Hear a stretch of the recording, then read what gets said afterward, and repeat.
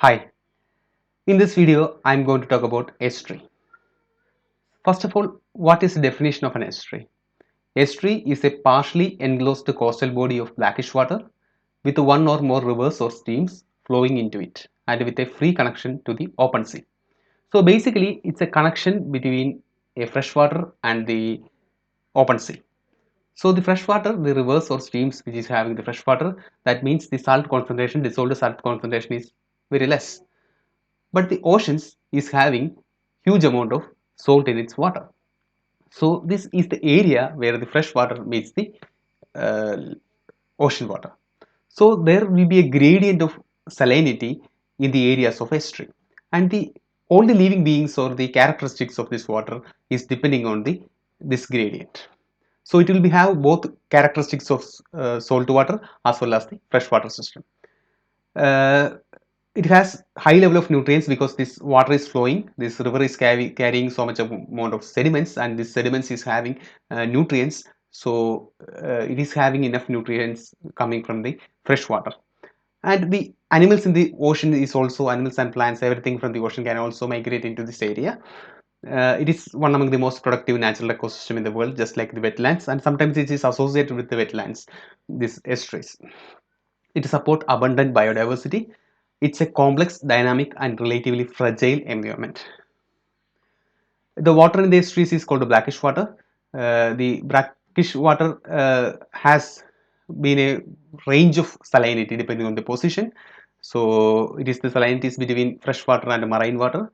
So depending on the area, the salinity will vary, and the its composition varies throughout the year depending on the rainfall, depending on the amount of runoff, rainwater runoff, everything. Its characteristics also change.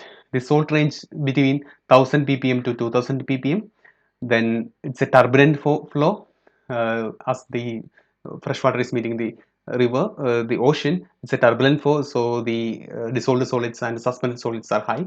So it will create turbidity in the water. The pH is range from 6 to 9. You can see the huge pH range. Estuarian ecosystem. It has characteristics of both ocean and land contributed to this unique ecosystem because some of the estuaries are actually associated with the wetlands, and the components of the land is coming to the ocean in the form of runoff.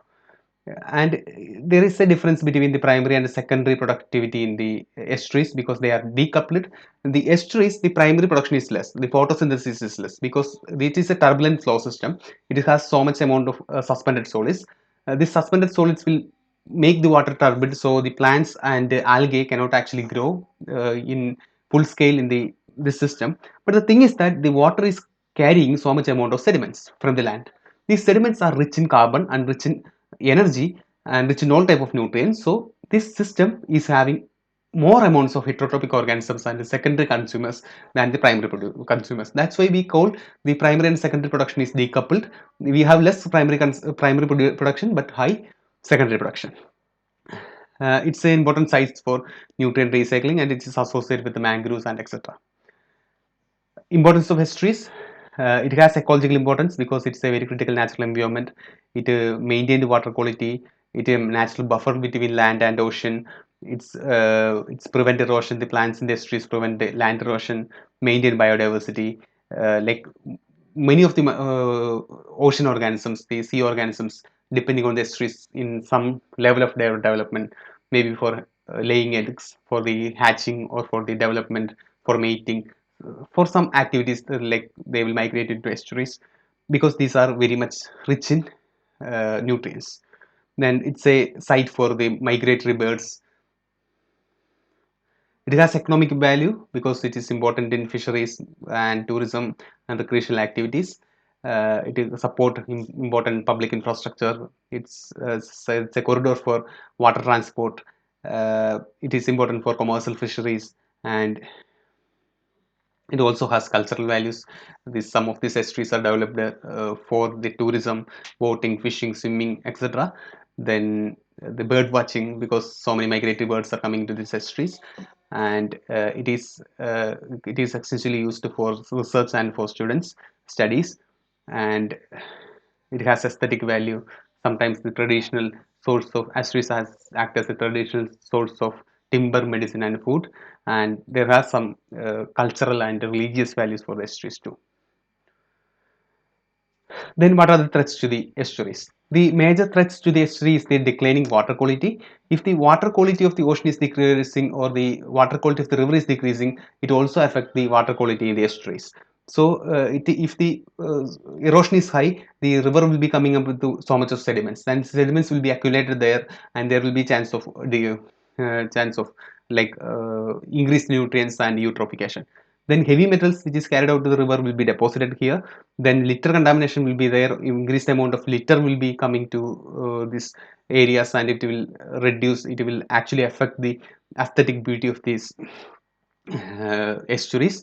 Pollution affects pollutants, plastic, xenobiotics, pesticides, everything affects the estuaries. And pathogens, pathogenic organisms which is actually contaminating the river is actually affecting the estuaries, because anything which is affecting the river will actually eventually affect the estuaries, because rivers are flowing into the estuaries, and anything affecting the ocean will also affect the estuaries.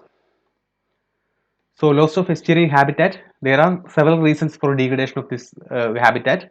Uh, Maybe the degradation of the coastal lakes and lagoons affects the estuaries. Decline in the seagrass. Due to so many reasons, the seagrass is actually endangered, like is disturbed. So, loss of mangroves and salt marshes actually affect the estuaries. Loss of coastal wetlands, because wetlands are actually a part of this estuary, so if that is affected, the estuaries will be also affected. Then invasive species will be affect the estuarine habitat, then reduce the freshwater inflow from the river, and climate change. Unsustainable coastal development is one of the major reasons for the estuarine degradation. Fishing, overfishing, because harvesting many of these fishes using these estuaries for early stage of development, so overfishing leads to the decreased like profitability from like decrease the fish richness from the estuaries. Acid sulfate solids negatively affect the estuarine biodiversity. Tourism, because of people are using it for many tourist activities, and that leads to the increased disposal of garbage, as well as increased the constructions which actually affect the aesthetic beauty and the functioning of the estuaries. Then sewage and the storm runoff effect. Then development, creation, urbanization, industrialization, or the port development, tourism, any type of development or construction in the estuaries is negatively affecting the estuarian functioning. Then boating, because which actually damage the seagrass. Seagrass is an important habitat for many organisms. And structures, sea walls, bridges, drains, jetties, and marinas. This construction of these things may affect the uh, estuaries. So this picture actually shows the major destructive factors for estuaries. Then how to manage estuaries. So as with earlier cases, the management is easy to say than done.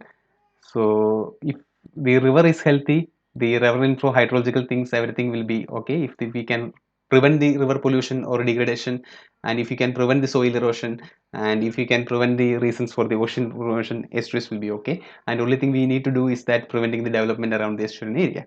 So the specific points will be like re-establishing the freshwater inflow from the river, improving the water quality and land runoff, restoring the hydrology of the sediments, removing, if the estuary is already contaminated, the sediments are contaminated, we can actually take off these sediments so that it will provide a better habitat.